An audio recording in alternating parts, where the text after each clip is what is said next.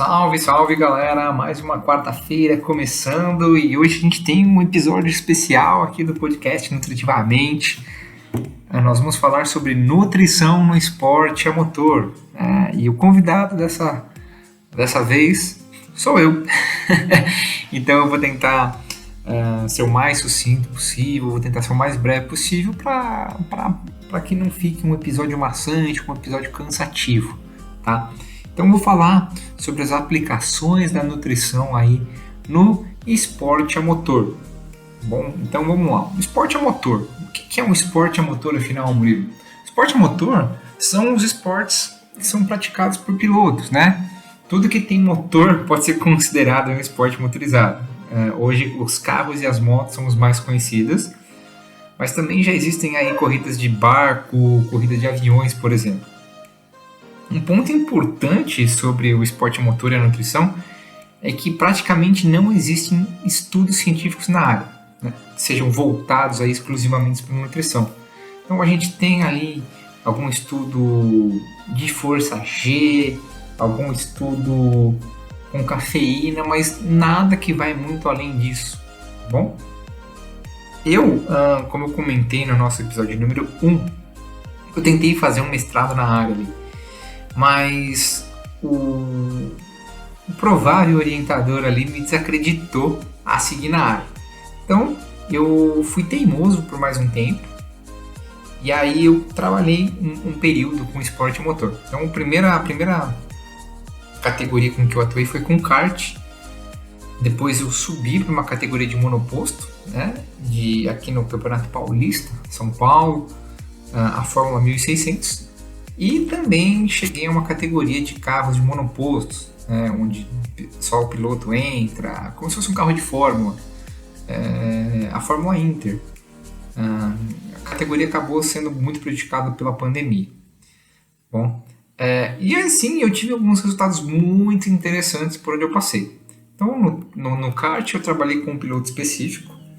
Ele foi campeão da Copa do Brasil de kart e também terceiro colocado no Campeonato Brasileiro. Então foram resultados bastante expressivos, né? Tendo visto aí que no grid da Copa do Brasil, 1 segundo, né? O tempo ali, a variação de 1 segundo separava ali quase os 20 primeiros. Então a gente conseguiu um resultado bem interessante, foi campeão, né? Na Fórmula 1600 a gente teve resultados também significativos, a gente teve uma melhora de performance muito grande do piloto e ele passou a frequentar o pódio aí de maneira mais assídua. E na Fórmula Inter a ideia era a gente aumentar o espetáculo ali, trazer mais competitividade, tudo, mas a gente só conseguiu testar em alguns treinos. A pandemia acabou afetando a categoria e a ocorrência de corrida. Eu também conversei com pilotos de outras categorias, subida de montanha, Stock Car, mas as conversas não foram adiante. O esporte a motor é um mundo muito difícil de entrar, né? Uma vez que você entra e consegue se consolidar, aí a vida é longa. Mas até conseguir entrar é difícil e a pandemia acabou me atrapalhando. Enfim, voltando aqui para a questão da nutrição. Para atuar com nutrição e esporte a motor, a gente precisa improvisar, né? A gente precisa trazer conceitos de outros esportes para cá. Então, uma vez, como eu disse, a gente não tem uma bibliografia científica extensa sobre nutrição e piloto de corrida. Em 2014, quando a Fórmula 1 mudou o seu regulamento e os carros ficaram ali mais físicos, eu conversei com o preparador físico do Felipe Massa. A gente manteve contato um tempinho ali e na ocasião ele me disse que os pilotos de Fórmula 1, né, para esse regulamento e agora para o regulamento que a gente tem agora em 2023, vai mudar de novo em breve,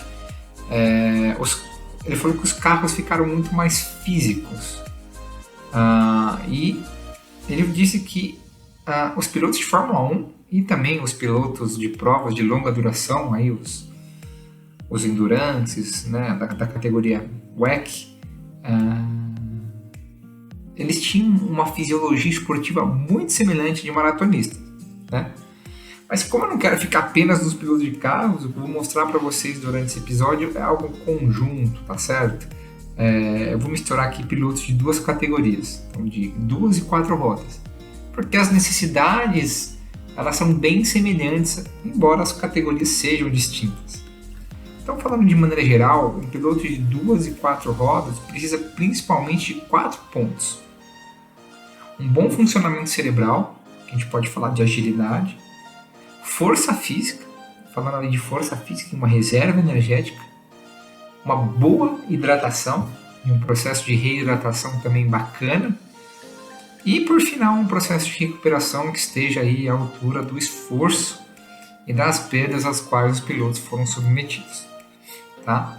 Então, o primeiro ponto, o bom funcionamento cerebral e agilidade, porque o piloto ali vai contornar curvas, disputar posição, apertar botões aí a mais de 200 km por hora. No caso das motos, as motos elas têm uma velocidade final superior aos veículos, né? Então, você pega, por exemplo, em alguns circuitos, um exemplo aqui, tá? Só exemplificando, Mugello, um circuito italiano onde as motos batem ali 360 km por hora no final da reta. Então, você imagina ali como é a necessidade cerebral, a necessidade de agilidade de um piloto. Lembrando que estão em 2 rodas ali só. O segundo ponto, né, a força física e a resistência, elas são muito necessárias em todas as categorias de esporte motor. Tá? Falando de 4 rodas, por exemplo, um carro de corrida que muita gente tem acesso ao kart. Não sei se você que está me ouvindo já andou de kart, é um carro de corrida extremamente difícil de pilotar. Ele é extremamente físico. Tá? E conforme os veículos vão crescendo, essas dificuldades vão ficando maiores. Né? Se a gente pensar ali em monopostos, né, que são os carros de fórmula, carros de turismo, né, que são mais ou menos os carros como a gente vê nas ruas, entre aspas, aí os hipercarros que estão ali na categoria da FIA WEC.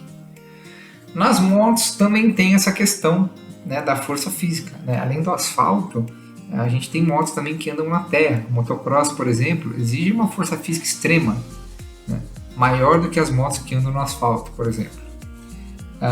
Contudo, quando a gente fala de 2 e 4 rodas, a gente está falando de pilotos que estão andando ali sempre, ali acima de 200 km por hora.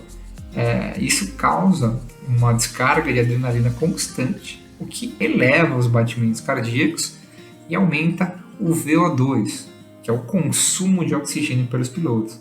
Isso causa um grande gasto calórico. Por isso, a força física e a resistência elas precisam ser contempladas pela nutrição por meio da oferta de energia. O terceiro ponto é a hidratação. Então, é um ponto também muito importante para o piloto. Não só a hidratação em si, mas também todo o processo de reidratação. Afinal, os pilotos de diferentes categorias e modalidades sofrem com a vestimenta junto com as altas temperaturas. E como a gente vai ver mais adiante, o processo de hidratação ele começa antes do piloto ir para a pista. E por fim a gente tem o quarto ponto, né? É a recuperação. Então depois de treinos, de corridas, a gente precisa oferecer nutrientes ao organismo que possibilitem, que propiciem aí uma recuperação após ele ter sido submetido a adrenalina, esforço físico e mental, além do processo de desidratação. Tá? Então, a gente tendo isso em mente, é importante para a gente partir aí para eu te mostrar como é que a nutrição ela vai entrar aí na rotina dos pilotos, principalmente durante os finais de semana de competição. Então, vamos lá, vou começar falando sobre o preparo cerebral, né, o pensamento rápido, a questão de agilidade. Então, para preparar o cérebro do piloto, a gente precisa conhecer o cérebro. Então, o primeiro ponto é esse. Tá? O cérebro ele possui aí milhões de células chamadas de neurônios. Elas são envoltas aí por uma capa, vamos colocar entre aspas, aí, que é chamada de bainha de mielina. A composição dessa bainha de mielina ela é muito semelhante às gorduras.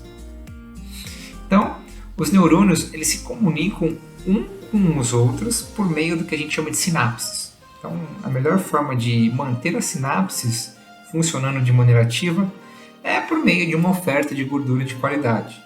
Então, é muito importante, é fundamental ali que o piloto ele se alimente priorizando sempre gordura de qualidade. Isso em final de semana de corrida, como na rotina alimentar como um todo, né? Então a gente pode pensar ali em castanhas, castanha no Pará, castanha no caju, nozes, semente de chia, semente de linhaça dourada, abacate, um azeite de qualidade. Então, falando ainda de gordura e pensando em suplementos, a gente pode ali optar por ômega 3 de qualidade, tá? Um ômega 3 bacana, que tenha níveis aí de DHA elevado, e também um ácido caprílico. São duas estratégias interessantes. Então, o ômega ele pode ser ali utilizado de maneira rotineira, né? Ou seja, incluído na rotina do piloto todos os dias. E o ácido caprílico ele é um suplemento que ele é feito à base de TCM, são triglicerídeos de cadeia média. Tá? Então ele é uma boa opção para a gente utilizar nos dias de treino, nos dias de prova. Com relação à utilização do TCM, o TCM ele tem que ser ingerido ali cerca de 30 minutos antes do treino ou da corrida. Ele vai ser metabolizado no fígado, rapidamente ele se transforma em cetonas. Tá? Eu vou popularmente chamar essas cetonas de bolas de gordura, tá? É uma bola de gordura de qualidade. Então ela é metabolizada no fígado, forma a bola e elas chegam até o cérebro rapidamente ali, o que torna o pensamento mais rápido, assertivo, né? Além de aumentar a atenção. É muito interessante, tá? Vamos fazer um adendo aqui. Eu uso muito o TCM quando preciso estudar, quando preciso fazer alguma aula. Ele me deixa muito mais atento, muito mais ágil, meu pensamento fica muito mais acelerado. Então, é uma utilização ali interessante para o piloto de corrida. Isso, por si só, já aumenta a agilidade, tá? Mas a gente pode ir um pouquinho mais além, né? Falando em alimentos e suplementos para a melhora da performance cerebral.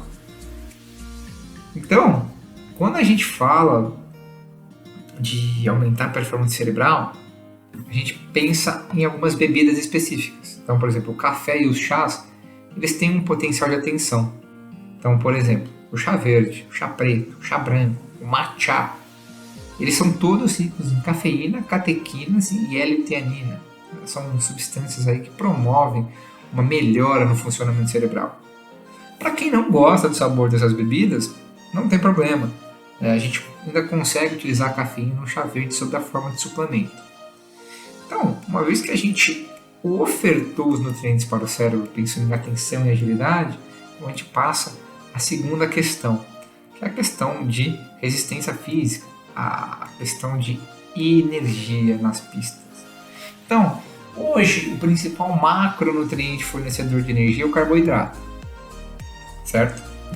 Então, é muito importante que a gente oferte aí fontes alimentares de carboidratos simples para os pilotos, por dois motivos.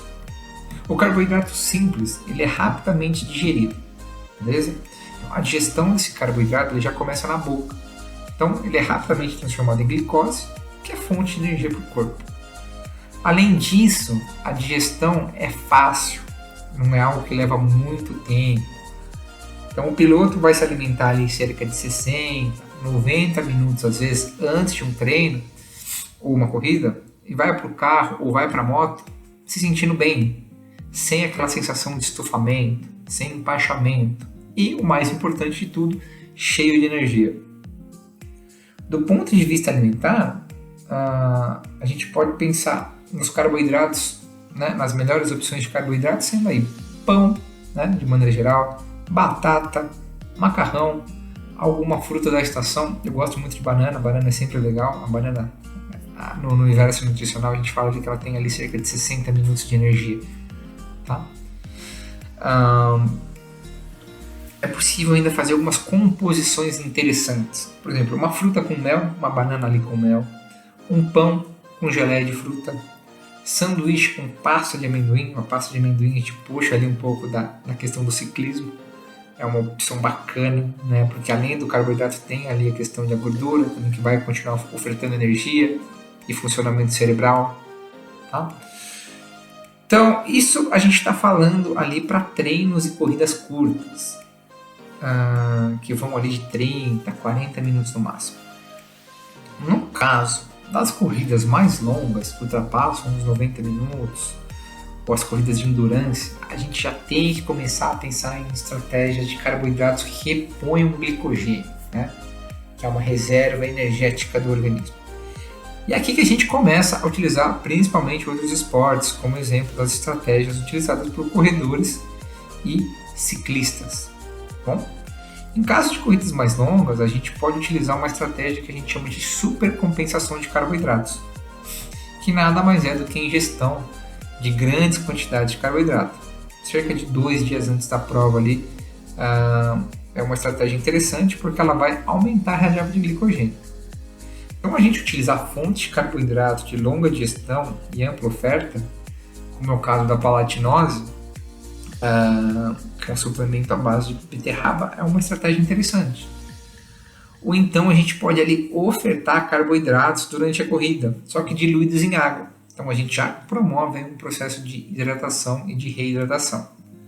Então o que a gente pode utilizar? A gente pode utilizar um gel de carboidrato antes de começar a prova, fazer uma mistura carboidratada, que a gente chama, né? Nós nutricionistas chamamos essa solução de solução carboidratada. A gente pode utilizar ali a maltodextrina ou a dextrose, que são carboidratos de rápida absorção. Então aqui é bacana a gente preparar uma bebida dessa. E como é que a gente faz? Bom, se a gente for preparar 1 litro de solução carboidratada, é importante que ela seja que ela tenha 8% de carboidrato na sua composição, tá?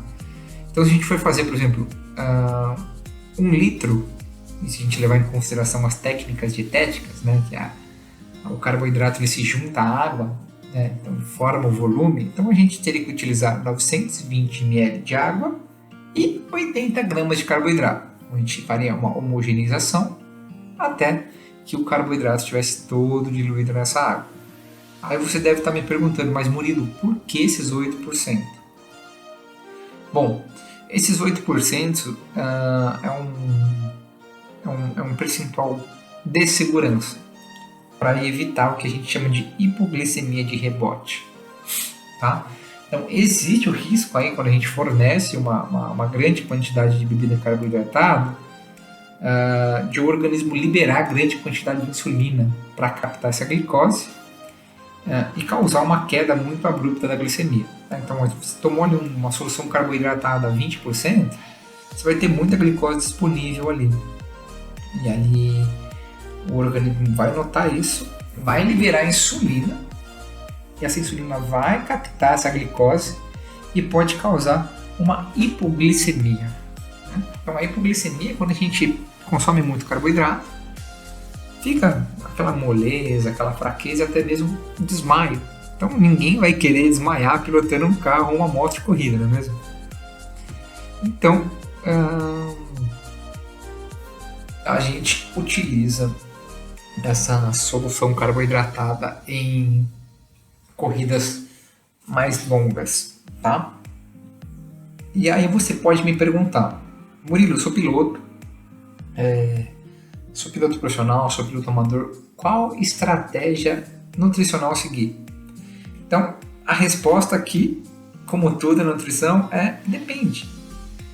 Nenhum organismo ele vai reagir como o outro. De maneira geral, em corridas curtas, refeições ou suplementos em pequenas quantidades já são suficientes. Tá bom? Agora, quando a gente pensa em corridas mais longas, a gente precisa fazer teste com os pilotos para que a gente possa chegar a uma estratégia mais assertiva, a uma estratégia mais refinada. E aí eu vou um pouco além do carboidrato agora, pensando em força. Uma opção bacana para pilotos é a gente utilizar a creatina. Tá? A creatina, na verdade, é um suplemento formado por 3 aminoácidos, que é arginina, glicina e metionina. Falando de maneira resumida, ela serve ali como fonte de produção de energia para as células musculares. Tá? Então ela vai melhorar a força e o tônus muscular. Um ponto importante sobre a creatina é que ela funciona ali de maneira acumulativa, ou seja, ela é diferente do carboidrato que a gente consome e já sente ali, tem uma energia disponível. Então, um ponto importante de eu comentar aqui é que todo mundo tem um estoque natural de creatina no músculo, tá? Mas quando a gente faz o uso desse suplemento, essas reservas aumentam. Então, normalmente, a gente consegue notar esse aumento de força a partir da terceira, da quarta semana do uso do suplemento. Então, vai ter um crescimento do tônus muscular e você vai sentir, né, é possível sentir uma força física aumentada. Então, se você estava pilotando um kart, você vai ver que para contornar as curvas, você vai fazer menos esforço que você fazia antes. Na academia, você fazia ali um exercício com 20 quilos, depois de um mês vai ficar leve. Você pode aumentar ali para 25, 26, 28, né? Então a creatina, junto com o carboidrato, ela é uma estratégia nutricional muito interessante para pilotos. Tá? Tive resultados bastante positivos com ela. Tá? Eu poderia citar outros suplementos, a beta-alanina, por exemplo, a L-carnitina, mas como eu acabei de citar aqui, de modo geral, os carboidratos e a creatina eles dão conta do recado para quem está aí acelerando nas pistas, tá certo? Então, explicada a questão sensorial e a questão de força física, a gente vai agora para a questão da hidratação, beleza? A hidratação ela começa antes mesmo do piloto ir às pistas, tá? Ainda no processo de pesagem. Então, como é que eu faço para a gente ter uma hidratação adequada? Então, no caso do piloto homem, é importante que ele se pese antes de ir à pista só de cueca. E no caso das mulheres, geralmente utilizar ali um shorts e um top. Tá? Então a gente pesa ali e anota antes de começar qualquer treino. Tá? E por que pesar de cueca? Por que pesar de shorts? Por que pesar de top? Porque a vestimenta do piloto, macacão, luva, capacete, roupa anti-chama, meia, balaclava, elas absorvem o suor, o que pode fazer com que a gente erre os cálculos. Então, o ideal é que a reposição hídrica do piloto ocorra de maneira ao que ele perdeu, né, ao longo dos treinos e das provas. Então, se um piloto chegou, hoje, vamos dar um exemplo ali, ele teve 2 treinos livres na sexta-feira, então ali pesou de cueca de manhã antes do treino, estava pesando 72 quilos, beleza. Aí depois desse treino, durante o dia, tudo, ele pesou de novo e perdeu 1,5 kg. Então de 72 ele está lá com 70,5 quilos. Ele perdeu 1,5 quilos, mas na verdade ele perdeu 1,5 litros de água. Então a gente precisa repor esse 1,5 litro. Tá? Uma estratégia bacana também que eu acho interessante é quantificar a perda de líquido em um determinado período dentro daquela condição. É uma estratégia muito utilizada por corredores de maratona, por exemplo. Né? Uma corrida que vai durar 2 horas. Vamos pegar aí corrida de rua, que desgasta muito. Então, é bacana a gente colocar o piloto para treinar 30 minutos nessa condição de corrida. Então aí a gente avalia quanto ele perdeu de líquido e assim a gente monta uma estratégia de hidratação para essas 2 horas. Tá? Por que fazer isso? Isso é legal porque a gente evita uma hiperidratação do piloto, né? Que pode ser tão lesiva como uma desidratação. A desidratação ela é hoje um dos principais problemas, uma das principais dificuldades que um piloto pode enfrentar durante a prova, porque ela afeta muito a capacidade de raciocínio, né? O piloto, por exemplo, em circuitos de rua, né, as situações de calor no ambiente, eles causam uma desidratação a partir da segunda metade da prova. Então isso vai afetar tempo de reflexo dos pilotos, limites de freada e acabar jogando um bom resultado fora. Então, a desidratação ela é mais comum em pilotos de carro do que em pilotos de moto. Tá bom? Então, alguns exemplos clássicos de desidratação nas categorias mais assistidas do mundo são, vamos pensar ali, o Colton Herta, da Fórmula Indy, o Jimmy Johnson, na NASCAR, já relataram que se sentiram muito mal no final das provas. Né? A Fórmula Indy corre muito ali em oval, assim como a NASCAR. Os circuitos de rua da Fórmula Indy também são bem desgastantes. Tá? Na Fórmula 1, que é um pouco mais famosa que essas duas categorias, eu lembro de cabeça aqui, o Logan Sargent, o Stroll e o Piastri no último Grande Prêmio do Qatar, o Carlos Sainz no Grande Prêmio de Miami, são alguns exemplos aí que eu lembro de cabeça. Para efeito de curiosidade, eu vou te contar aqui agora, existe um equipamento estadunidense que chama Fluid Logic. Ele nada mais é do que um sistema realmente de reidratação para o piloto. Então ele é acoplado ali no carro e tem uma mangueira que vai até a boca do piloto, que quando o piloto aperta um botão ali no volante, ele recebe o jato de água na boca. Tá? Então aí eu dei uma estudada sobre esse equipamento e vi que já tem alguns pilotos na Indy Lights e na NASCAR que fazem uso desse sistema. Na Fórmula 1 e no WEC, né, que são o WEC é a categoria de supercarros, os próprios veículos, os próprios carros da equipes, eles têm um sistema de hidratação que é bastante semelhante ao Fluid Logic. Nas motos é pouco comum, tá? Mas existem endurances de moto também. Às vezes você pega uma corrida num momento de calor, então é importante ali o piloto se hidratar, se reidratar durante a prova.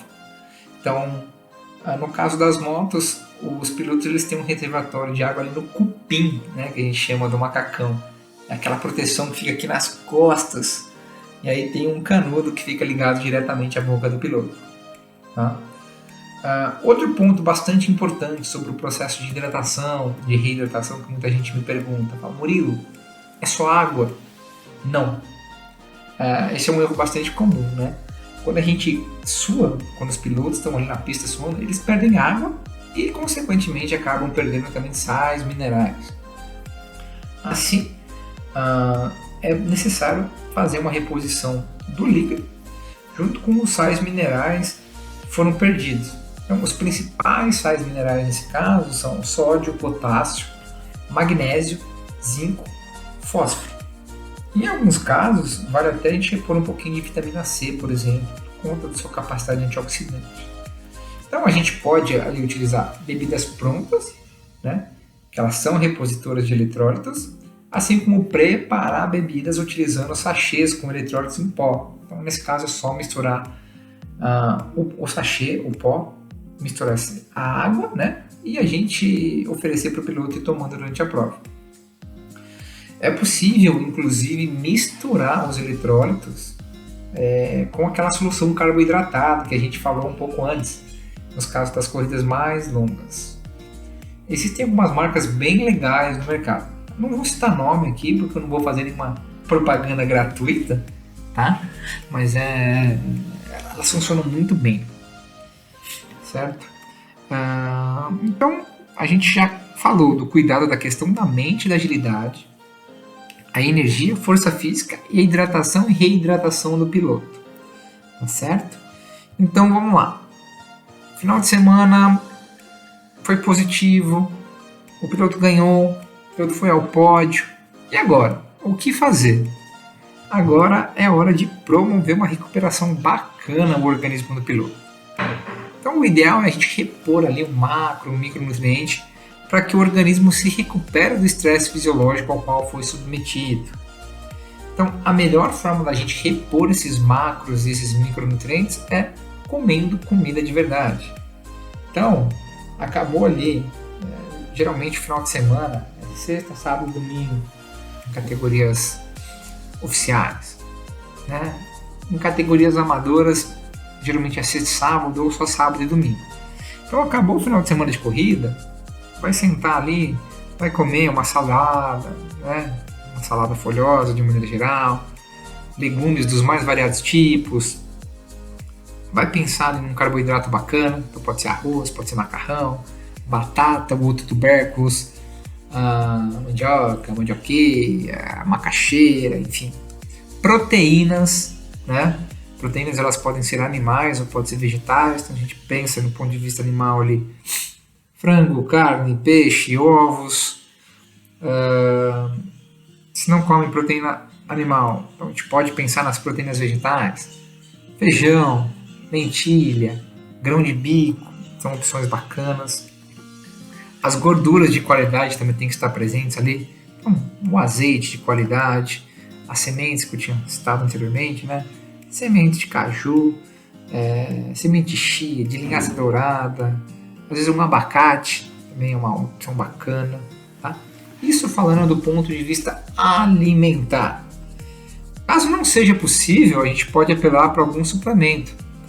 A gente pode pensar num whey protein, que é um suplemento à base de proteína. Já existe whey protein com vitamina, com proteína animal, com proteína vegetal, que tenha um aminograma interessante, né, com altas doses aí de aminoácidos.